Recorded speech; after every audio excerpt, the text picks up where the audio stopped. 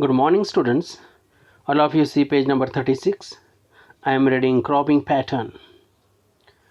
You have studied the physical diversities and plurality of cultures in India.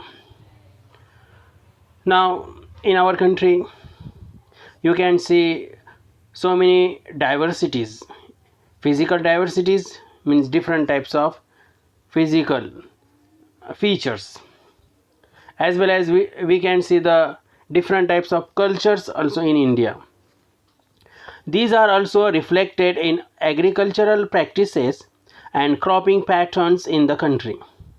So these are also reflected, means whatever we have physical diversities, as well as we have the various cultures. So we can see the effect where in agricultural practice and in the form of method. We can see the in cropping patterns also. Various types of food and fiber crops, vegetables and fruits, spices and condiment. Underline condiments means something used to enhance the flavor of food. For example, salt, pepper, etc. Constitute. Underline constitute means made up. Some of the important crops grown in the country. Now we can see the different types of crops. We means our farmers, now they grow, they cultivate according to the season. Different types of crops which are grown in our country. India has three cropping seasons. Now keep in your mind, you have to understand this one also. This is very important.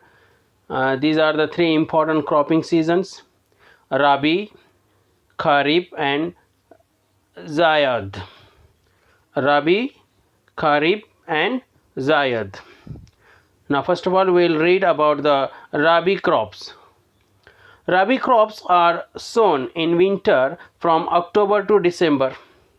Now the Rabi crops, which are the Rabi crops, which these crops are grown especially in winter season from October to December, and harvested means that is after growing the crops, when the farmers they cut the crops, cut down means cutting, the season of cutting the crops we can say.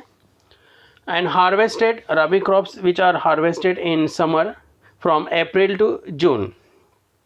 Some of the important Rabi crops are wheat. Now this is also underlined, and keep in your mind the example of Rabi crops: wheat, barley, peas, gram and mustard. Now these are the Rabi crops.